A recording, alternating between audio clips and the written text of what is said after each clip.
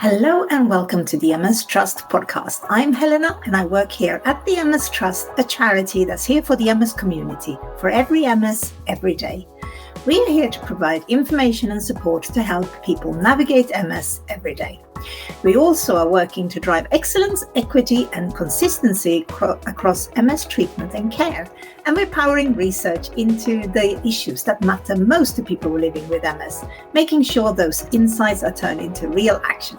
In this episode, we are unpacking the highlights of ECTRIMS 2025. This is a world's largest MS research conference, and we'll explore some exciting developments in MS treatment, the importance of inclusive research participation, and how people with MS can actively shape the future of research. So there's a lot to go through today. So let's get started. First, we're going to be hearing from Brett Drummond. He is a co-founder of MS Translate and one of the organizers of the Patient Community Day at ECTRIMS. And he's going to be talking together with our own Dr. Claire Winchester, who is the head of research at the MS Trust. They'll walk us through the standout findings from this year's conference. Then after that, I'm going to be chatting to Natalie Busari, who is the founder of an organization called The Nerve of My MS.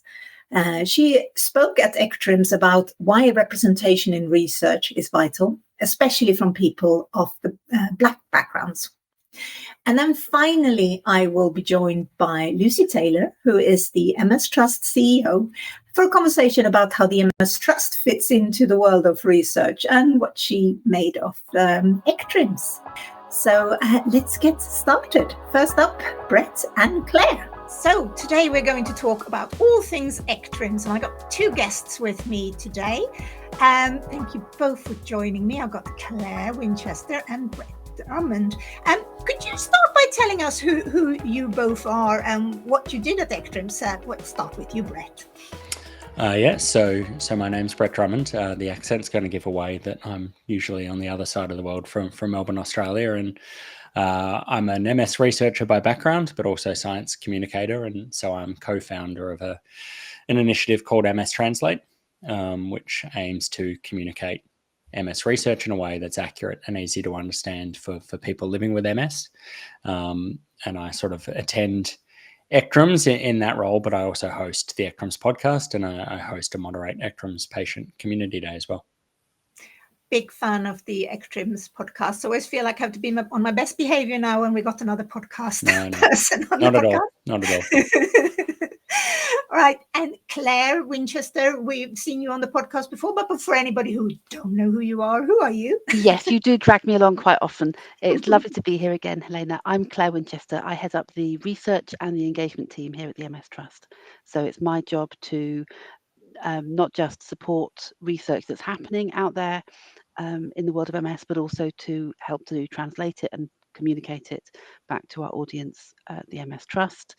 And the engagement side is about making sure that I'm bringing the voice of people with MS to all sorts of different conversations that are happening in the world of MS with commercial organisations, with the NHS, with the organisations that decide on drugs and medications that can be licensed as well. So yeah, keeping abreast of research is really important, and that's why it's always brilliant to go along to ECTRIMS. So much comes out of it. It's such a an annual marker for the MS research world, and it's been really lovely to see how the patient part of that, the Patient Community Day, has just gone from strength to strength over recent years, and it's really a really big part of the event now, and a big pull for me too. So let's talk a little bit about the Patient Day, shall we? Brett, you organised it. What for somebody who's completely new to ECTRIMS, what is the Patient Day and who is involved? And maybe tell us a little bit about what was sort of the powerful moments that came out of it, because I've seen a lot on social media, but it'll be interesting to hear your take on this. Yeah, so generous to say that I organise it. I'm definitely heavily involved, but I'm very lucky let me start by saying I'm very lucky to have a big team of people that help support that, working behind me. But yeah, so Patient Community Day, this was our fourth iteration of it, and really an understanding or driven by an understanding that there are so many highlights and research highlights that come out of the massive conference that ECTRIMS is, that they need to be communicated to the people who are most impacted by them, and that's people living with MS and more recently also people living with other neurological conditions. And so really across the 3 hours that we have Patient Community Day, it falls right at the end of the conference. We try and do exactly that, communicate the key highlights that have been discussed at the meeting. But importantly, the highlights that are most impactful for people living with the condition, and that's not always the same as what researchers would say are the highlights of the meeting. So we really try and make sure that the program is tailored to the topics that we know there are interest in for people living with MS and these other neurological conditions. It's a fantastic event. It grows from strength to strength every year. We had record numbers of registrations this year, record on-site attendance, record online attendance during the live broadcast, which I think really indicates how much interest there is from people living with these conditions to hear about the latest research, which is fantastic and also hugely important for the research community. I think that's an important point to make. This is not a one-way conversation. This isn't about researchers talking to people living with MS about the research that's happened at the conference. It's also about learning from the MS community. What are your interests? How can we progress research more quickly, and hearing from them? And so a really exciting part of the program this year was the fact that for the first year out of the 4 that we've been doing it, we did have a panel of people with lived experience, primarily focused on how they have engaged in research. And it was exciting that we had people really coming from a lot of different perspectives from all parts of the globe on that panel. Because I think that's a really important message to get across to people, is that you really can get involved, engage with this, and help drive research forward.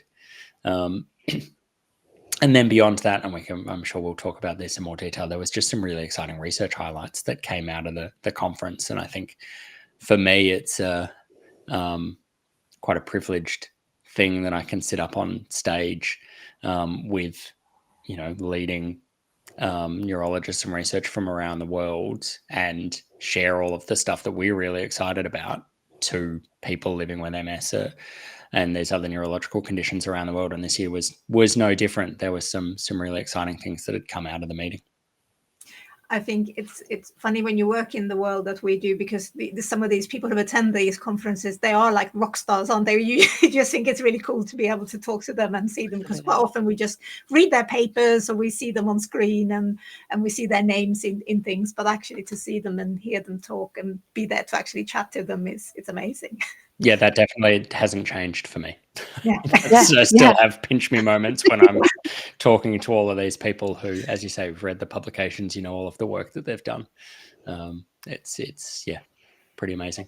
I was just going to say how lovely it is to see them giving the time to the people with MS, and having had that grueling conference when they were presenting and sharing and organising and all the rest of it, that they really see it, that the researchers really see it's important to come back and communicate that to the people who are going to be most affected, and give their time to kind of not dumb it down. It's definitely not dumbed down, but to really explain in clear language the implications of that research and what that could mean, and how soon that could come into practice, how soon we could see that kind of these things changing the way clinical practice is delivered, the way medicines are delivered, the way therapy is delivered, and the advice that people with MS are given. I mean, I think it's a really important point just to follow on from that. And, I get the honor of sort of seeing how all of this comes together. We definitely don't need to twist anyone's arm to be on these panels. I don't think across the 2 years that I've been involved, we've ever had a panelist say that they don't want to be involved. Every person that we've asked to be on one of the panels has said yes, and more than saying yes just because they feel like there's an obligation to do this. They are genuinely excited about being involved, and I think you see that when they're up on stage. There is a level of joy and enjoyment that they have in being able to have these conversations, and share all of the hard work that everyone in that industry has been doing that's been presented. So it makes my life very easy when I'm up there hosting. That's brilliant. You've touched on this a little bit, but do you think that the MS community is being heard enough in the research world, and what has already changed? Because we hear good, clearly things like the patient day is a brilliant step in the right direction, but do you think there's still some things that need to change? Let's throw to Brett first. I mean, I think the key word in that question is enough. So if I was answering that question, I'd say no. I don't think we can ever hear enough from the MS community around this. I think this has gotten much, much, much better since, I started in MS research in 2006. Makes me feel old when I think back to that fact. But certainly there has been a huge amount of change since I started to now, in terms of the ideas of co-creation, in terms of listening to people with lived experience as part of this process. I had almost zero opportunities during my time in research to talk to people living with MS about my work, to discuss, how this might move forward. So I think definitely it's been a hugely positive change. Patient Community Day is obviously a big part of that. I think advocacy organizations around the world are doing more and more and more to include people with lived experience in everything that they do. But I think, I feel about this the same way that I feel about everything else, and we were already talking before we started recording about my thoughts around Patient Community Day, and already thinking about how can we make the next one bigger and better. I think it's the same in terms of these conversations. I always think that there's going to be more that we can do in terms of including these voices as part of it. And that's, to me, that's the responsibility of everyone. That's why podcasts like this is so great, but it falls on researchers, it falls on organizations, it falls on people living with these conditions to just keep pushing for that change. That's how we've got to this point, and I think that's how we'll continue to grow it over the coming years. But Claire, you're going to have huge insights into this as well, I think. Oh, I think I agree entirely, Brett. It's definitely moved a long way. It's definitely the case that more and more projects are set up with a space for patient voice, built into the design of the whole project. Sometimes it might be a little bit sort of bolt on, but actually more and more we're seeing that with a true co-creation, not just reviewing the activity that's happening, reviewing the outputs, but actually being involved from the start and setting the priorities. What should we be researching? Should we, is this a good thing to research? What will have the most impact? Where can we get the best value from our kind of research funding in order to get things that have the biggest impact?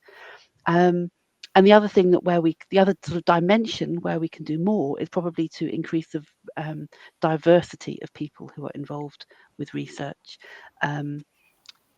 It should be something that everybody is encouraged to know about, to take an interest in, and to feel completely welcome to be involved in those conversations. I'd love to see more done there to make sure that people from minority backgrounds or with other dimensions of diversity is what I'm thinking of. Making sure a really inclusive community. We need a really inclusive community involved in MS research, and that's something that we can still make a difference on, still improve. Brilliant. Let's talk a little bit about what you saw, the research that came out of it. Let's sort of start with there was a few medical breakthroughs, research findings. What do you think people with MS should know about? What are the sort of the top takeaways from what happened? Because there was loads, obviously. Let's go to Brett first. I think for me, probably the biggest research highlight that has the potential to impact the lives of people living with MS was the results of the CCMR2 clinical trial. It's obviously UK based here at the University of Cambridge, out of the Cambridge Centre for Myelin Repair, which now is the third trial to have shown that myelin repair is possible in people living with MS. I think that's another big step forward. I think most people now see remyelination as the next step forward in the clinical care of people living with MS, in terms of being able to potentially repair existing damage, but delay disability progression. So the fact that we now have another trial that shows, yes, we can do this, and I think really importantly as well, we know how to design trials to do this, and we know how to measure outcomes is a really big thing. Now, to put that into context for people that may be listening, the results, while the fact it was a positive trial, aren't strong enough yet to support the use of these treatments, metformin and clemistine, in people living with MS. It was a very small result. There wasn't anything in terms of clinical benefit observed yet. Now, we think that may be around length of the trial, and you'd need to, the trial would need to be extended for longer to really see anything. But it sets the scene now and really says, yes, this is the area we need to be looking into. This is an avenue that we can certainly get successful in. It's now, what are the next steps that we take in terms of, is it different compounds that we use? Is it, extending trials? But for me, that was a big thing coming out of the conference that I think people living with MS should be excited about. And Brett did a really brilliant podcast with Dr. Nick Cunniff, who was in charge of the trial, and we'll link to that in the show notes as well, because that's well worth a listen. How about you, Claire? What did you think was the sort of interesting bits?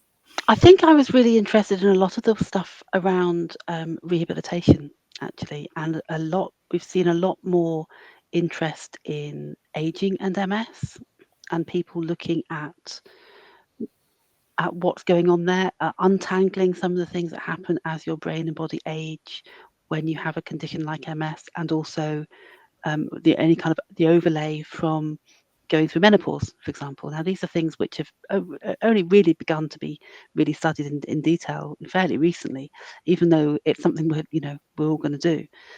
Age, that is, not menopause. But I think the messages are really clear as well. It's really strengthening that message that brain health is really important, and the actions that we can take as individuals to protect our brain health are really well established, and there's good evidence, and that's really nice to see, and that'll help a lot of health professionals in communicating with their patients. It'll help people who are looking for ways to feel more in control of their condition and know that they're doing something really, really valuable for their health. So that was the thing I really took away, was that kind of focus. I don't know if you also, Claire, I completely agree that was a massive part of it. And the thing that I kept getting out of those sessions, and that kept coming up during Patient Community Day, and we also did a podcast on this that will come out later, is that around the rehabilitation part should not be an afterthought. This isn't waiting until things go wrong to start doing rehabilitation. This is something that from basically the very first conversation when a person's diagnosed, this needs to be being implemented. Yes, disease-modifying therapies are important, but rehabilitation needs to be there from the very start of everything. And I think that's maybe not a new message for people working in the field, but it's certainly something that now is being sort of discussed really strongly to make sure everyone is on the same page with that. Yeah, absolutely. And it's not just rehabilitation, it's prehabilitation. Yeah.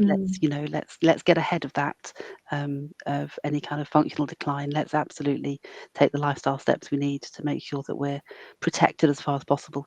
So yeah, I think that will make a big difference to people. That means all the physios that we've spoken to on the podcast will be very happy, because they always talk about these things. They always talk about the analogy of brushing your teeth. You're doing it to prevent holes in your teeth. You're not really doing it to fix that you already got some holes. That sort of that frame of mind should be there with MS as well.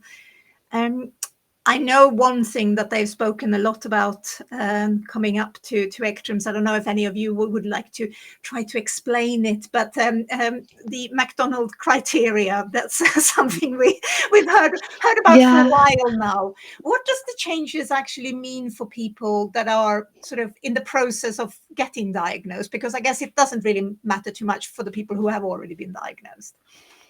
Well, I guess yes and no. I mean, there might be some people who are diagnosed with something like radiologically isolated syndrome, or CIS or something, where they haven't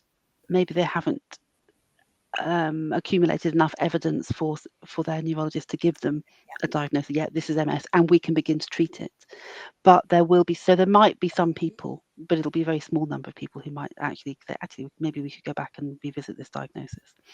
But for people that are coming to consultants now with symptoms, it opens the door for an easier path to diagnosis that's potentially using less invasive techniques, being able to take evidence from things like optic neuritis that they couldn't use before, and hopefully just sort of streamline the process, allow people to come to a diagnosis faster, and therefore be treated faster. And we all know that early treatment is key in MS, of course.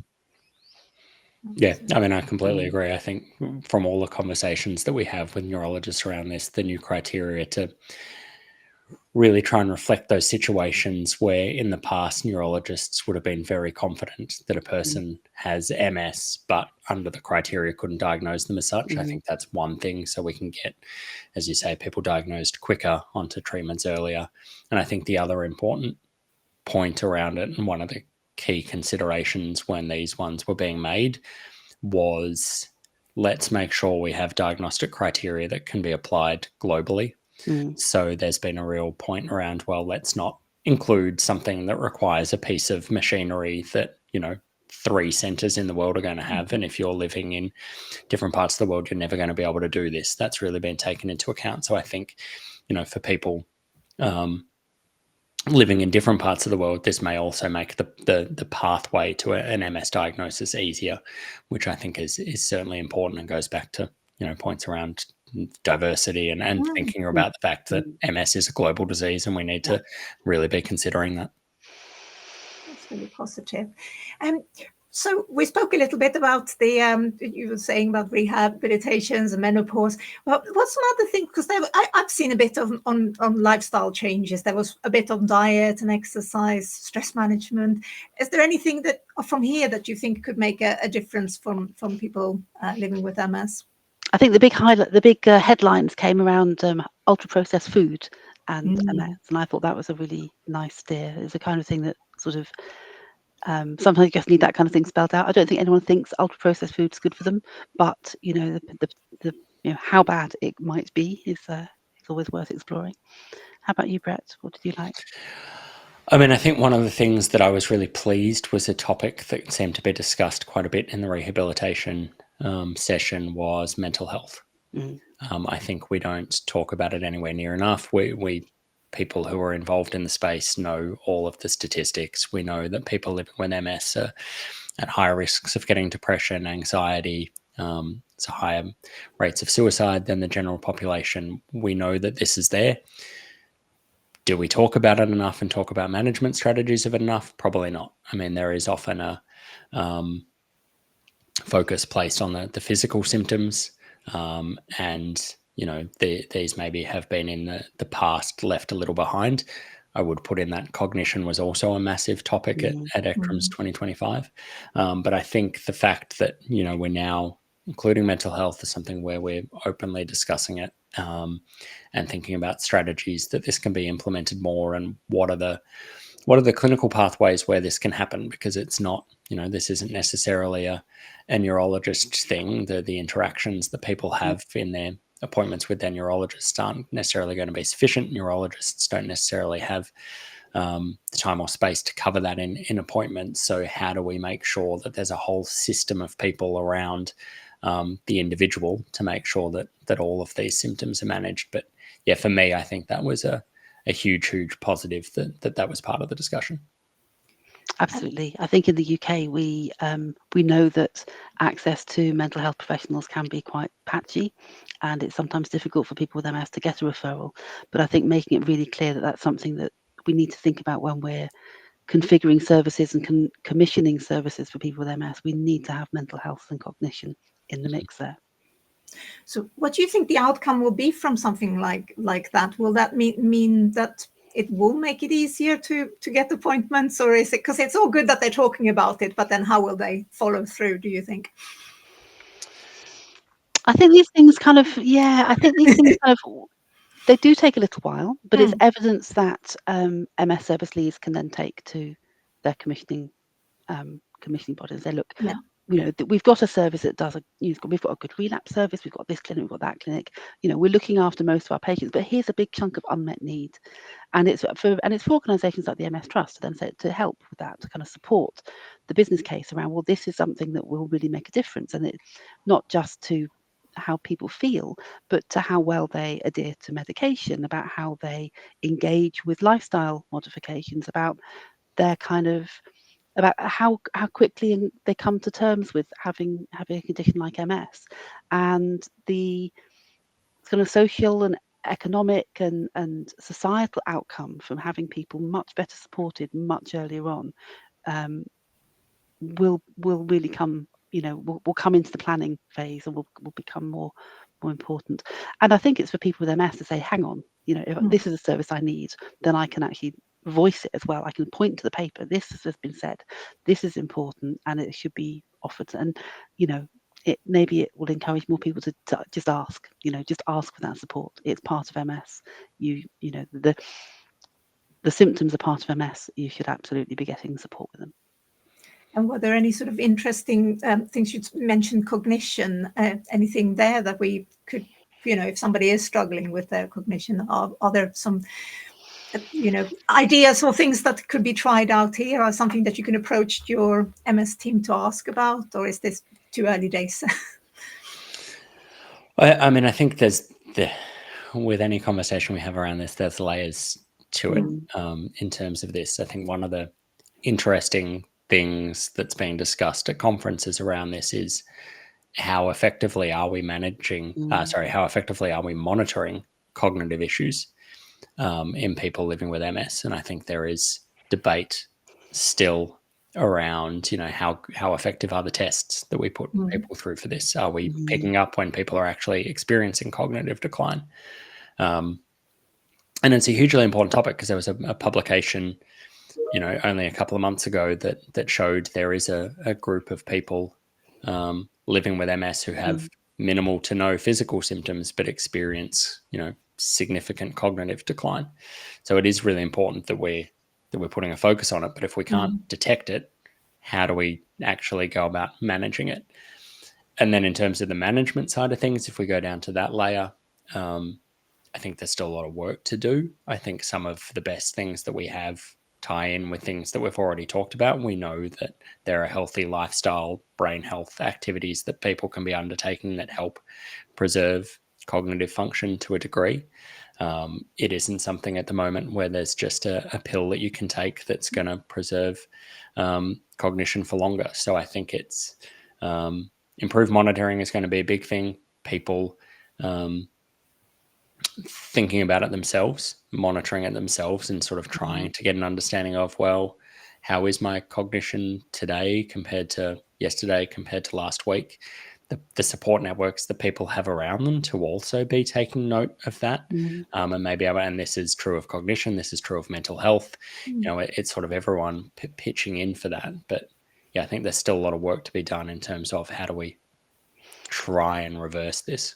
Yeah, I think it's still the case, isn't it? That it makes sense if you think about it. If you're very fatigued, for example, or in kind of constant pain, then things like thinking and memory and mood are profoundly entangled with that. It's very difficult to unpick what's going on. So absolutely, if we can find ways to really show what's going on and show people, and also do so in a way that doesn't make people feel stigmatized by the fact that they might be struggling with their thinking or their memory or having mood concerns, then I think we have to keep that conversation going, don't we? And kind of encourage people to seek help for themselves and talk to people around them.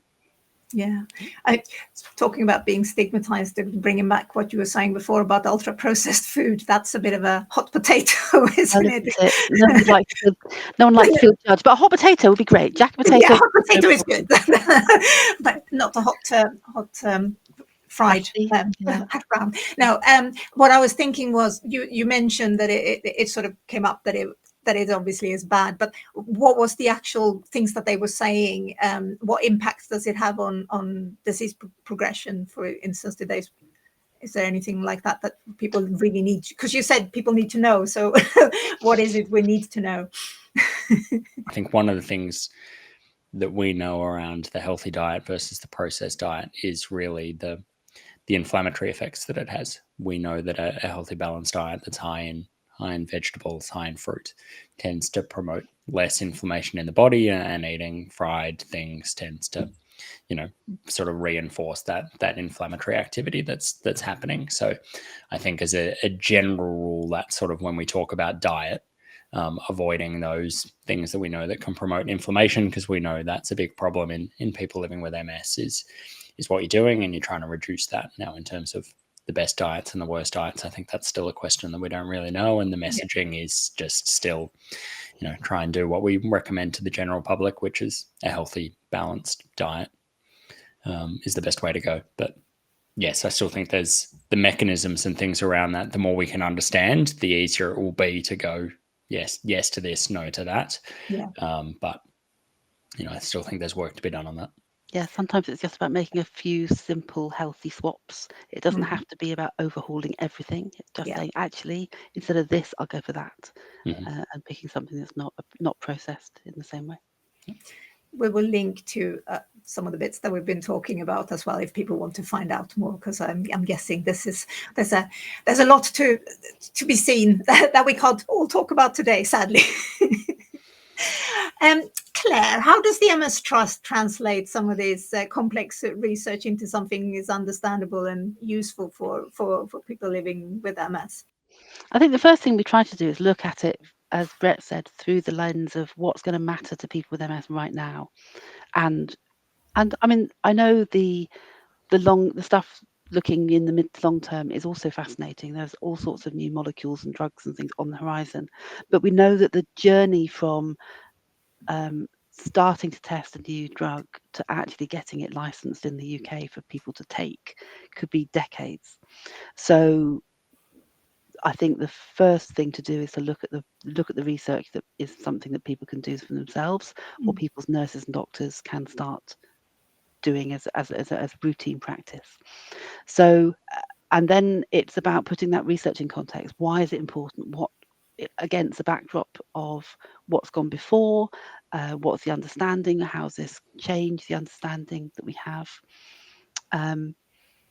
We did some nice little sort of bite-sized reporting during the event. Obviously, podcasts like this, where we can actually sort of just get together and chat about things and give a flavour of what's happened. And if we can encourage people to sign up for the Patient Community Day again next year, that's amazing too. But we're involved in supporting research all year round and talking about what comes up all year round as well. Encouraging people to get involved with signing up for registries and being part of research that way. But it just comes down, as I say, mostly it comes down to thinking about what people with MS want and what's going to have the biggest impact on them. And I guess this was something that was spoken about at ECTRIMS a bit as well, about how people can actually get involved in research. And I mean, you can get involved in research in many different ways. You can be part of a trial, but you can also be in part of the actual, making the trial to set the trial up, or shaping research priorities, or sharing lived experience, like on your patient. If you're listening to this and you feel like, well, I want in on that action, how's the best way to go about it? What would you say, Brett? I mean, I think one of the things that we should say, and I think it ties in nicely with almost everything that we've talked about on the podcast so far, is that one of the other exciting things that happened at ECTRIMS 2025 was the launch of Trusted. Obviously, I'm in Cambridge as I'm recording this, so close to the team there. I know MS Trust support Trusted, and so I think this is something that, and you'll probably talk more about it, and there'll be more coverage of this in the future. But Trusted is a really good UK-wide initiative now, where people can sign up to essentially allow their clinical data to be included, but also to be selected for trials that they might be eligible for. So this is a really good way of helping research in a lot of different ways, but also getting engaged in the research space, hearing about updates that are coming out of all of that. But addressing, I think, it came up right at the start, Claire mentioning it, inequalities across healthcare is another big thing that Trusted is looking at. And so making sure that, as many people across the UK living with MS, coming from lots of different locations, lots of different ethnicities, is hugely important for research to be able to be representative of what we know MS is. So, I think for me, to give the plug to the Cambridge side, to give the plug to something that MS Trust is supporting and that was officially launched at ECTRIMS. I think Trusted is a big way around that. And then I think, more broadly than that, it is really just about being interested in it and engaged in what's going on. I'd say, follow places like MS Trust, who are doing a great job of promoting the research that's going on. Find, 4 or 5 sites that are talking about MS research that you think are trustworthy. That's a big thing. There is, for every one site that's doing a good job of communicating MS research, there's a lot that probably aren't accurately reporting what's going on, but find the ones, that work for you, and then use your voice. I think that's the biggest thing. When you see research that you think is great and speaks to you in terms of its generating outcomes or addressing things that you think are important in your life, shout that from the rooftops. And then that leads to more progress. I mean, that's exactly how we determine what topics are included on Patient Community Day. So thinking forward to Patient Community Day at MS Toronto, that's what we're going to be looking at. That's how we decide what topics we cover from the conference. So I think it's, be active and be vocal. I think a lot of times people think, what's it going to matter if I say something? It matters hugely. And then if one person does it, other people see that you're doing it, and then they start to contribute that to that conversation. And that's where we get the change that we've seen over the past 20 years, and where we'll continue to get the change that I hope we get over the next 20 years. So if you want to contact ECTRIMS and yourselves, how's the best way to go about doing that? Go to the website? So we have the Patient Community Day website. So ECTRIMSpatientcommunity.eu is a great place to go. And that's not just to find out about Patient Community Day, but also about all of the activities that our supporting partners are doing throughout the year. So there's a blog section on that page now. We have 42 supporting partners from 17 countries across 5 continents, I think, roughly off the top of my head, who are doing amazing activities throughout the year, 365 days a year. So you can stay in touch with what they're doing through that page. And you can also there's a button to sign up for the newsletter, where you'll get emailed updates from all of those supporting partners, as well as everything that's happening around Patient Community Day. Do you have anything to add, Claire? I was just going to say, I've always liked to plug MS Register in these things as well. They're a good one to really sign simple up way of signing up. So if you're the MS Pregnancy Register, also really important, and the MS Register, the larger data set, it's in the countries that have had an MS Register for a long time, they've been able to develop some really incredible insights and really great research. And it's that we're starting to get that in the UK as well. So and obviously people can sometimes be a little bit concerned about their data security. But these things like Trusted and the MS Register are really, really careful with your personal data. So there's nothing to fear there. It's entirely anonymized and nobody can tell it's you. But what you're doing is you're helping to, produce a great data set that can be used in research. Trusted, I think, is really exciting. Because it's going to mean that if you happen to live in a place where you don't have there's not a very active research community at your particular hospital, then you're not going to miss out. And I think what we might have said in the past would have been, well, go and talk to a consultant and maybe they'll find out what clinical trials might be available for you. But with Trusted, you can kind of go straight to the heart and find the stuff that really, and get on those trials if you need to, if you're eligible. So there's lots and lots of exciting stuff, but don't rule out just, being that patient voice as well, in other projects. They don't have to be projects that are about drugs that involve you taking kind of experimental medicines. They could be it can be research about treatment plans. It could be research about rehabilitation and activity, your diet. It could be about the benefits of coffee and community. There's lots of research happening that's very, very different, and not all of it is invasive, and not all of it is involving drugs. So there's bound to be something out there, even if you're feeling a little bit nervous about it. And I bet, like Helena, once you get started, you'll be forever signing yourself up for new trials after that. Yeah, it's interesting because I feel like you feel like you're giving to the rest of the MS community, but you're finding out things and you're learning things, and it's exciting. It gives you hope for the future. And actually, that nicely ties me into the last question that I have for you two.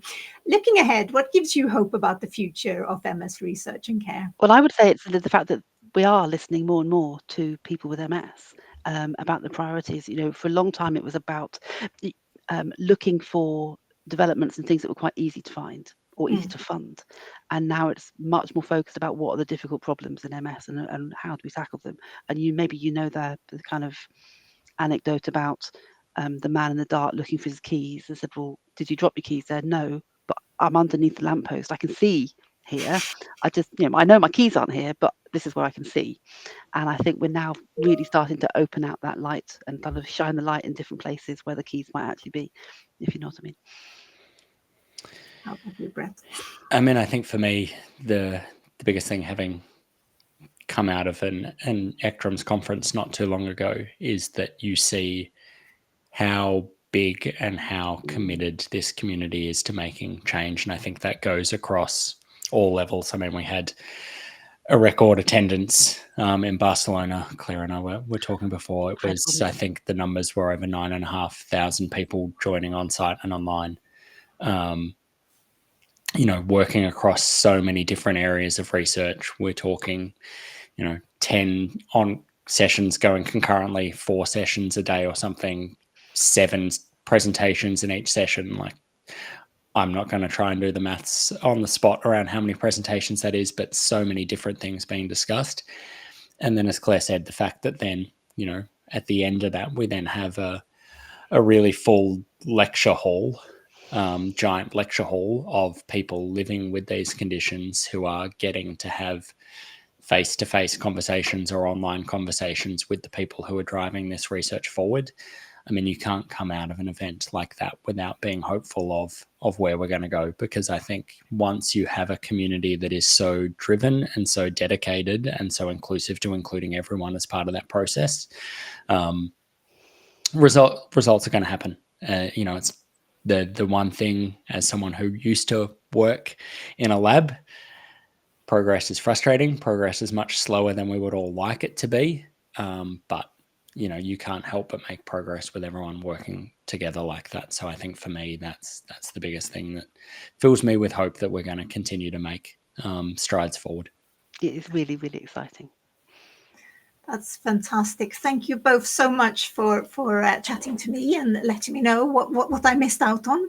Oh, next time we'll get you there. I will pop lots of links in the show notes because we've talked about a lot, and I know that there's loads of videos on the ECTRIMS website as well. So we will link to all of those. But thank you both so much, and have a nice time in Toronto then next time. Thanks very much. It's great to be involved. Thanks, Elena. Always a huge pleasure. You reached the middle of the podcast now, and this is where you sometimes would find adverts. But as we're a charity, we don't do adverts. But I would like to take this opportunity to just talk through a little bit of MS Trust resources that we have. And in the chat between Brett and Claire, we've mentioned quite a lot of different things. We spoke about the McDonald's criteria, we spoke about cognition, and we spoke about diet, and we spoke about research in general. All these things are on the MS Trust website, mstrust.org.uk, and we have an A to Z that has got an awful lot of these type of things. So, for instance, if you wanted to learn more about MS in cognition, you could look there, or MS in fatigue, or MS in diet. So head to the MS Trust website to learn more. And now we're going to be listening to the interview with Natalie. I'm here today with Natalie, who is an MS advocate and founder of the Nerve of My Multiple Sclerosis, who attended ECTRIMS this year and last. And we're going to talk a little bit about your experiences there. But before we start, for anybody who doesn't know who you are, Natalie, would you like to tell us a little bit about yourself and what you were doing at ECTRIMS? Well, my name is Natalie Busari, and I'm the founder of the Nerve of My Multiple Sclerosis, which is a non-profit patient organization. And we support and advocate for Black individuals with multiple sclerosis. And this year I was at ECTRIMS because we wanted to kind of let people know what we've been up to since the last time we were there. Because we came there, we were, a bit naive, we didn't know what to do and stuff like that. We were exhibiting. But I think this time we kind of had an idea about how we wanted to present ourselves. But unfortunately, I was feeling a bit sick. So I didn't get to do as much as I wanted to do. Most of the time I was in my hotel room and just trying to get myself propped up and then go back and, join in again. But it was mainly just to kind of let people know where we were after a year, what we've done, because we kind of expanded from just being in the UK to we now actually might as well say it, but we now have an NGO in Ghana and we have an NGO in Nigeria. So we've been looking after patients there as well. And so we kind of wanted to reflect that in our exhibition. I also did like a talk there as well about our work into MS in the Black community. So it was just something that we just thought, yeah, why not? We want to do it this way. I can imagine with ECTRIMS being so huge that it's quite overwhelming as well. And if you're feeling a little bit poorly to start with, it's so much to look at and so much to do. Exactly. Last year, you kindly wrote us a blog about your experiences at ECTRIMS, and I remember you included a call to action, which was to get more Black individuals to attend the conference. So since last ECTRIMS, do you think there's been any progress in getting Black communities involved with MS research? Well, to be honest, I was really impressed with this year, to be honest, because I don't know whether it was just my effort, but it was definitely different from last year, because I saw people from different cultures there. A lot of people from Africa came. A lot of people who were African but were living in other countries were there. And there were researchers, and I think I was amazed of how much people have heard about the Nerve of My MS. I just think we're still quite small. So I think maybe because it was word of mouth or something, but we were hearing a lot that I think whilst I was in my hotel room, we kind of took a break because I wasn't feeling too well. And then when I came back, it was just like so many people were looking for you. And then when they came, just to hear that where they were from, we had some people from South Africa, I think a couple from the Congo, some from America, Nigerians, Ghanaian. There was just like a mix, a lot of Asian people, Hispanic, Mexican people. It's just like a mix. I was like, did I come to the right place? Oh. It was completely different from how it was last time. And it was actually really nice to see, because last year I felt a little bit, maybe because it was our first time there, but we were kind of like the only ones, like Black-led organization that was exhibiting, and so it kind of felt a bit alone, like kind of lonely. And then even though people were very interested in us, because we're not the usual kind of organization to exhibit there, but then when I think the Americans came on the second day, and when I say Americans, I mean like Dr. Mitzi Williams. She's like she's a fabulous Black neurologist in America. She comes quite a lot to ECTRIMS, and with her came the We Are Ill team. They're like a charity in America that looks after, I think, Black women with MS.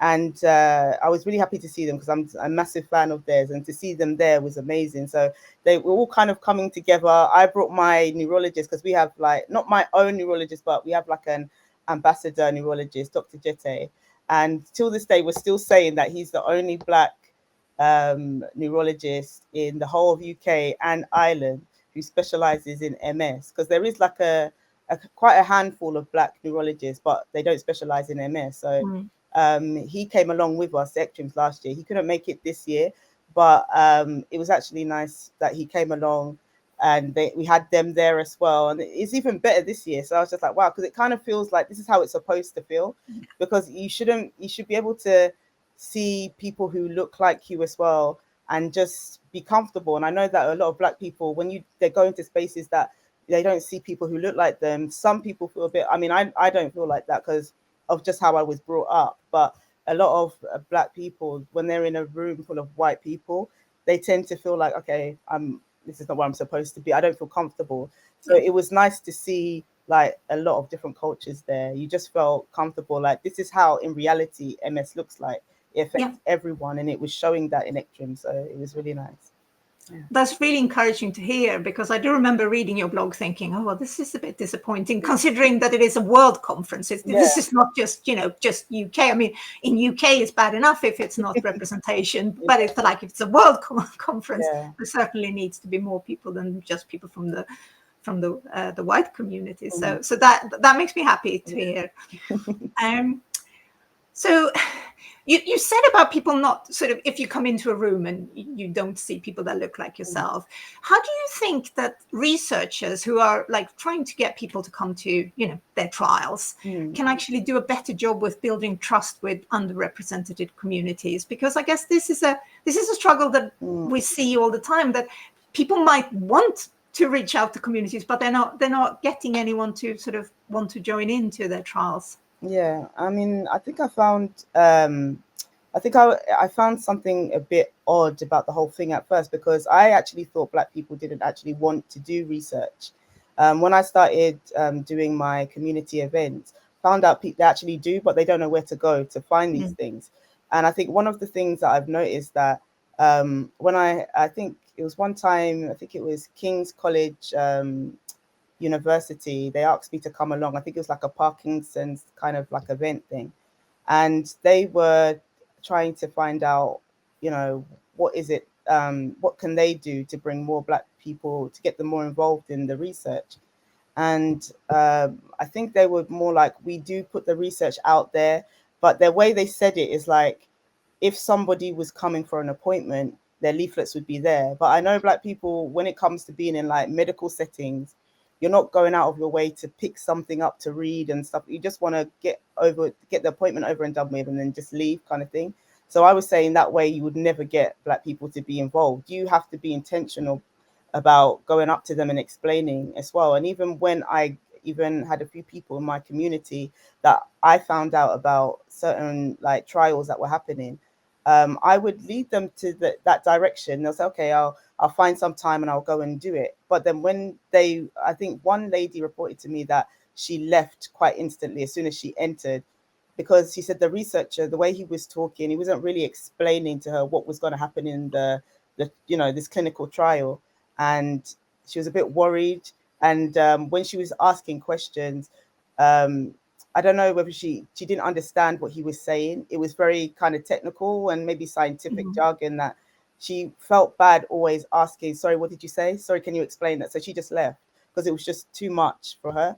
So then I realized that, okay, there's more work to be done. It's not just about saying, okay, showing Black people, this is where clinical trials are, get involved. It's actually when they're in there, that is another issue as well. Yeah. So I think it is just, I think I'm working even with Queen Mary. There's they're doing like a thing where they're trying to make MS clinical trials a bit more inclusive to the Black community. So we've kind of had this kind of discussion on cultural sensitivity and things like that. Even the word clinical trial freaks people out. Maybe different ways of approaching that. But I know a lot of people don't go forward to them when they ask them to come along. And I think it's just that there's just so much going on. I think even if you are, a Black-led organization, there's so much work to be done. Yeah. So even I find myself, I just don't know, like saying yes and no to things. At first, when you first start, it's yes to everything because you just want to get involved bring it back to the community and bring something. But now it's just like there's so many things going on. You have to be careful of what you say yes and no to. So it is difficult, but I would say that for people like researchers is to have that patience and know that it's not like a straightforward bringing someone in, asking questions. You've got to be really sensitive with the Black community. There is a lot of fear, a lot of anxiety and pain in there. Not everybody who is Black is like that, but there is a large majority. And some English is not their first language. You have to consider that as well. So I think it's just having to study those things and knowing it's not that straightforward. You have to take your time and be patient and really learn how to make that environment really comfortable for people from those kind of backgrounds. If somebody who's listening to this might be a researcher who is struggling to recruit people to a trial, would it be right for them to sort of contact you and chat to you about getting some ideas if they're really stuck? Yeah, because that's what like I said, I'm doing that with a team in Queen Mary, a couple of researchers, just to let them know about cultural sensitivity and things like that. And they said that they've got so much valuable information from it, because I think they tried to do like peer researchers where they recruit Black people with those conditions to interview those people as well. But I always feel that that's still separating you, because even though you have recruited them to give you that information, you know, ultimately you'll come a point where you have to be in front of a Black person. Yeah. You need to learn from that. You need to be part of that too.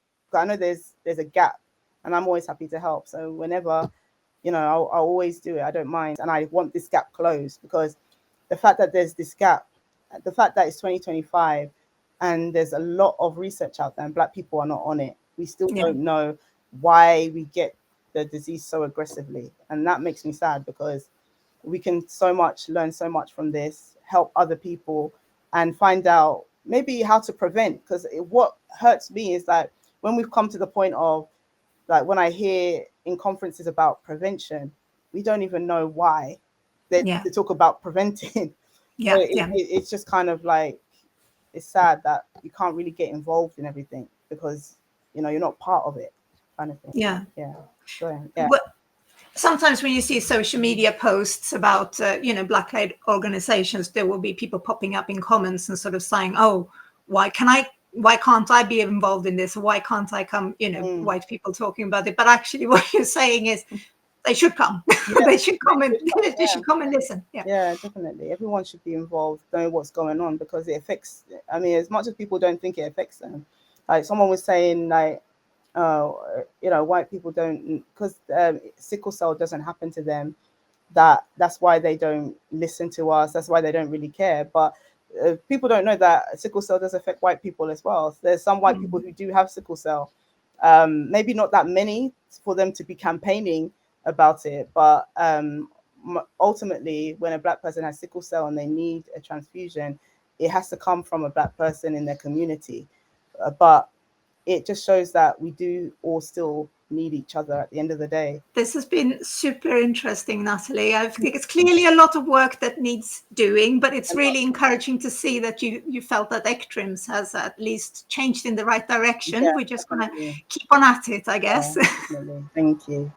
So to wrap up today's episode, I am here with Lucy Taylor, our CEO, and I'm very excited because this is the first time you are coming on to our podcast. And for people who don't know who you are, maybe a quick introduction. Yes. Hello, Helena. It's really lovely to be doing this. And as Helena mentioned, I'm the CEO of the MS Trust, something I'm very proud to be part of as well. So it's really nice to get a chance to do this and talk to you today. Well, thank you so much for coming. And you also went along to ECTRIMS this year. What were your impressions? Was there anything that you thought was like a big standout moment? I mean, it was amazing. I think the first thing was it felt such a privilege to be there. I hadn't appreciated the scale of the event, 9,500 people. And it's kind of mind-blowing, but really humbling, the kind of people coming from all over the world. And the size of that community of people working to in research and to learn more about research about MS. And that's something really exciting, and it felt really positive as well. So it's such a massive. And so I think the positivity was something that came through for me, you know, that people really wanted to kind of learn and share and progress things. And there's real passion, you know, people have worked in MS and research from that area all their careers, and that was really incredible. So there were lots of exciting things. I think definitely a standout moment for me was the Cambridge research, the things that they announced about the remyelination trial, and that was something. There was a real buzz around the hall. People were kind of running through the corridors to get there because there was, the word went round that it was a big announcement, and that felt really hopeful and positive. Another takeaway for me was about the new McDonald criteria, and so the criteria that clinicians use to diagnose MS, and they've just been published and revised ones. I think it was 2017. The last ones came out. And that feels like a big shift in the world of MS. And there were some early studies that people were sharing that sort of indicate that they think that quite a few more people are going to be diagnosed with MS now using the new criteria. And there's also indications that means that people will be diagnosed quicker, hopefully, as well, which again is quite a positive thing, as we all know, in terms of treatments and people getting the support that they need quicker with that. So that felt really interesting. There were so many different things that kind of, I've found, you can hardly absorb it all, but it felt really positive. But for me, kind of really what I took away from it is the backdrop to all this exciting change and all these, developments is that actually people with MS are still struggling on a day-to-day basis to get the support and care that they need. And that's really hard when there's these amazing advancements on one level and on another level on a day-to-day, you can't get to speak to somebody. And, we all know the challenges in the NHS and things like that. So it struck me that that's something that's important for us as a charity to address. We've been doing quite a lot of work on our strategy recently, and really thinking about, how do we support people on that journey? How do we step in when there's those gaps and stuff like that? So the first thing we spent some time on was thinking about our purpose as a charity. What are we here to do? What is the difference that we want to make? And so we did consult with the MS community about, the difference that they want us to make and how they want us to support them. We defined our purpose as being here for everybody living with MS, to give them the knowledge and confidence they need to feel more in control of their MS today and every day. And I think for the MS Trust, that every day and today part of it is really important, because we want to be there for people with those day-to-day challenges that people live with. And so for me at ECTRIMS, those are the things that I found really, really interesting. So, there was things on ageing and MS and treatments and bladder and bowel issues and, health and wellbeing things. And that's really what we see our area of operation, really. So that was something really important. I went to a fantastic thing about patient choice and shared decision making, which was great. And they referenced, which was really exciting, the MS Trust decision tool that we have on our website to help people make choices about their treatments. And they kind of used it as an exemplar of one of the best ones in the world. So that was obviously, for me, a very proud moment. But I think it's true. I think I hear that people use it all the time. And I'm sure lots of people watching this have used it. And if there's anybody who's been recently diagnosed or having to make choices about treatments, I'd encourage you to go and have a look at that. So, lots of interesting things.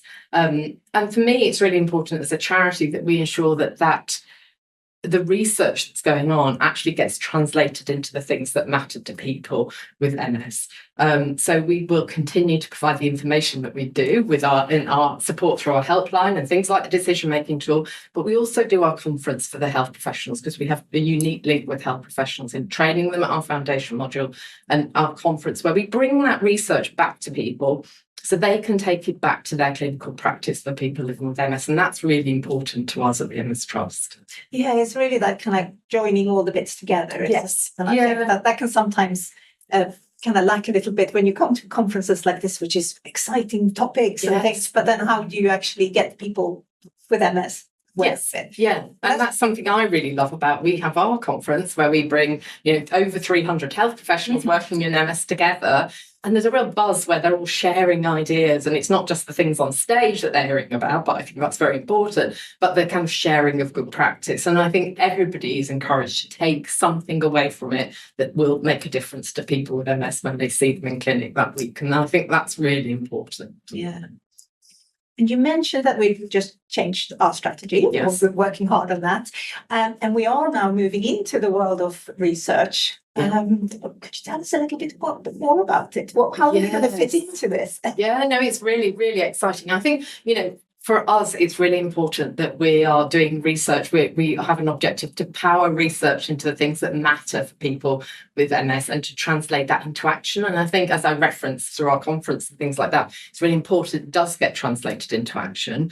And it's really important we listen to people with MS about what matters to them in research. So I said that our purpose is around the everyday things with living with MS. So our research will be focused around that. So, along the lines of some of the things that I've been talking about before, we have always done some research. We've done our mapping report into the sort of state of services of around the country in the NHS for people with MS. And this year we're doing it slightly differently, and we're also having a survey with people living with MS, and we're going to put the two together and see how those two kind of stack up, really. And that's a really important piece of work, and that gets shared far and wide and gets quoted all the time. And I think we can really shift the dial a bit in terms of the support that people with MS get through talking about that. So we've always done things like that. Say our listening survey, where we talk to people and hear what matters to them and what they're struggling with and the challenges they're facing with MS. We recently did our project with Motability, where we looked into challenges around transport and travel with MS. So those things have already been happening. Since our merger, we've been funding a project around wearables and mobility with MS, which is really interesting. There'll be some findings coming out about that soon. And I think for us, the exciting thing that's coming is we're going to be doing our first ever annual open grant round where researchers can apply for funding. We'll be announcing that fairly soon, but it will be open in spring. So researchers will be able to apply for funding through that. And it will really be for research in line with our purpose. So it's about those things, the day-to-day stuff that makes a difference to people living with MS. So we will continue listening to people because that will make a real difference and feed into kind of the themes for our research as well. So very exciting time. Yeah, it really is. And I do love it because we have big research for trying to find things like, a cure or things like that. That obviously needs to be happening, but we're still living it day to day and we're still going to see things that make change to our daily life. And I think that it's so important. Yeah, absolutely. It feels really exciting. And it's been really well received. People are really interested in it because, as you say, there's some really exciting things going on at a global level about, the remyelination or a cure or all those things that, of course, are really, really important. But in the meantime, what can we do to continue supporting people on a day-to-day basis? So our connections with the community and the health professionals will be really important with that. So. Very exciting time. So watch this space. Watch this space. More to come soon. We'll be announcing it all soon. So. Thank you so much. And thank you for coming to chat with me. Lucy, I'll just be back in the future. It's been lovely talking to you, Helena. Thank you very much. Thank you. If you'd like to support the future of MS research, please do consider supporting MS Trust as we embark on practical research to support people with the daily challenges of life with MS. A powerful way to do this is through a gift in your will. Please do consider this wonderful way of making a difference to the future of people living with MS. You can really help us shape the support for healthcare, for expertise within our information and resources, and really help us to build on the research programme. If you have any questions, please feel free to reach out to me. My name is Erica and I'm the Legacies Manager here at MS Trust. You can contact me via email at legacies@mstrust.org.uk or have a look at our website, mstrust.org.uk/gift-in-will. You've got plenty of resources, information and all my contact details on there.